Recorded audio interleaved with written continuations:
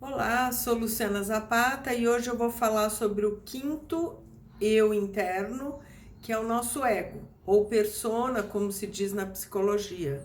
O ego, na realidade, é a nossa individualidade, a nossa singularidade.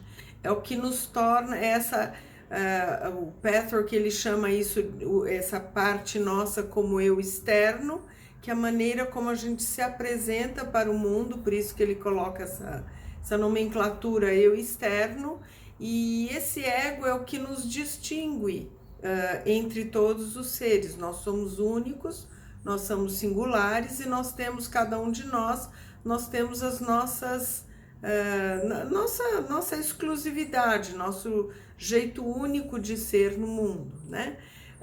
O ego é o que principalmente nos diferencia. Escrevendo assim, isso não tem problema nenhum. O problema é como, vamos dizer, as cores do arco-íris, vamos dizer assim, né? Não tem problema ter cores diversas, né? O problema é se as cores começam a entrar em choque entre si. Esse é o que a gente fala quando o ego ele é usado pelo eu inferior e começa a querer ter razão, começa a dizer que a sua verdade é única, começa a querer que a sua vontade seja privilegiada, enfim. Essa é a parte do ego que ele usa a singularidade, o ser único que ele é, de uma maneira negativa e principalmente com separatividade.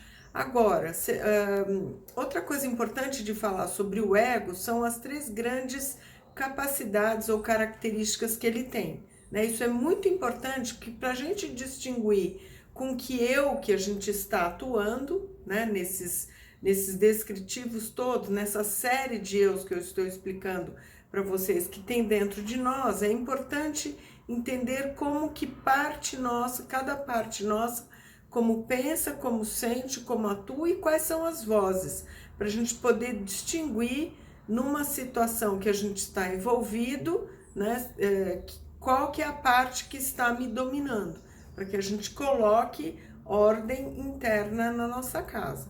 Então, outra coisa importante de falar sobre o ego são as três grandes características ou capacidades. Primeira característica do ego é a nossa mente racional, essa mente com uma capacidade intelectual vasta, gigante, né? Depois a segunda característica é a nossa vontade, é o nosso querer, a nossa vontade. E a terceira característica do ego é a ação. Então, por exemplo, no meu dia a dia, todas as minhas atividades que eu tenho que fazer, o ir e vir, o fazer, o acontecer, o ir até lá, ou, enfim, o me movimentar, todas as ações têm origem no ego, tá? Então, novamente, são três grandes qualidades ou capacidades que a mente que pensa, raciocina, planeja, né, projeta e etc. É a ação e a vontade. Isso não tem mal nenhum se ele for usado pelo eu real, pelo nosso eu superior, de uma maneira positiva, onde constrói união, onde o uso, vamos dizer assim, do nosso ego tem um objetivo comum de nos aproximar dos outros, de a gente conviver com pessoas que nos agregam, cada um com as suas capacidades, suas habilidades, e a gente forma o arco-íris, vamos dizer assim, né? Como as cores, a gente forma, a gente não precisa entrar em choque de opiniões, mas é como num projeto que a gente vai desenvolver. Muito importante as ideias diferentes para que a gente possa desenvolver algo muito maior, né?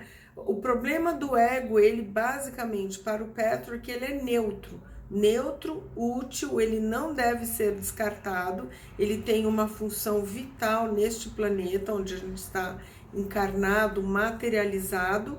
Me desfazer desse ego não faz sentido para o Patrick, mas ele tem que entender que em algum ponto ele tem que se render a uma divindade interna, ao nosso eu real, que é muito maior e muito mais sábio, muito mais capaz do que o nosso próprio ego, ok? Então, espero ter esclarecido e até a próxima e o último, que nós vamos falar sobre o nosso eu real e nosso adulto.